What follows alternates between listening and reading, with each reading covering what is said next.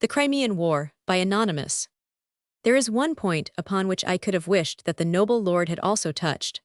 I know there were so many subjects that he could not avoid touching that I share the admiration of the House at the completeness with which he seemed to have mastered all his themes.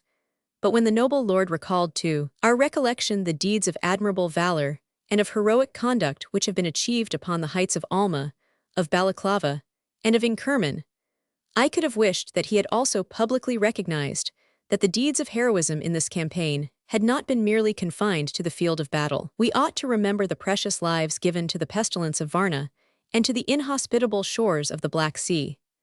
These men, in my opinion, were animated by as heroic a spirit as those who have yielded up their lives amid the flash of artillery and the triumphant sound of trumpets. No, sir, language cannot do justice to the endurance of our troops under the extreme and terrible privations which circumstances have obliged them to endure. The high spirit of an English gentleman might have sustained him under circumstances which he could not have anticipated to encounter, but the same proud patience has been found among the rank and file. And it is these moral qualities that have contributed as much as others apparently more brilliant to those great victories which we are now acknowledging. Sir, the noble lord has taken a wise and gracious course in combining with the thanks which he is about to propose to the British Army and Navy the thanks also of the House of Commons to the army of our allies. Sir, that alliance which has now for some time prevailed between the two great countries of France and Britain has in peace been productive of advantage, but it is the test to which it has been put by recent circumstances that, in my opinion, will tend more than any other cause to confirm and consolidate that intimate union. That alliance, sir, is one that does not depend upon dynasties or diplomacy. It is one which has been sanctioned by names to which we all look up with respect, or with feelings even of a higher character. The alliance between France and England was inaugurated by the imperial mind of Elizabeth, and sanctioned by the profound sagacity of Cromwell. It exists now not more from feelings of mutual interest than from feelings of mutual respect, and I believe it will be maintained by a noble spirit of emulation.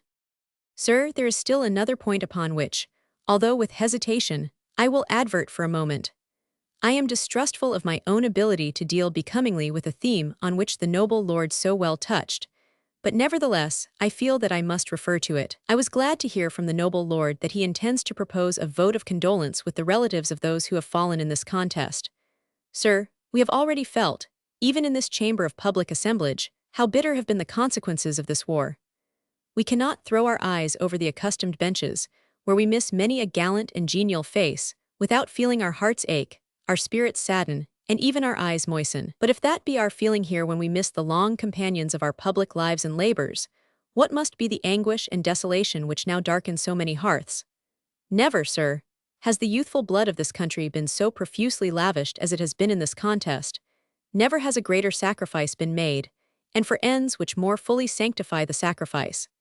But we can hardly hope now, in the greenness of the wound, that even these reflections can serve as a source of solace. Young women who have become widows almost as soon as they had become wives, mothers who have lost not only their sons, but the brethren of those sons, heads of families who have seen abruptly close all their hopes of an hereditary line.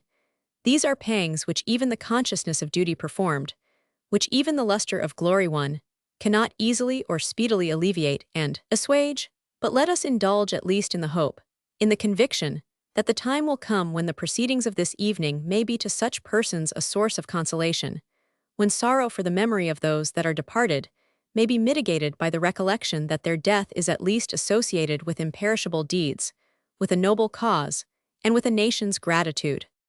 Speech by Mr. Disraeli.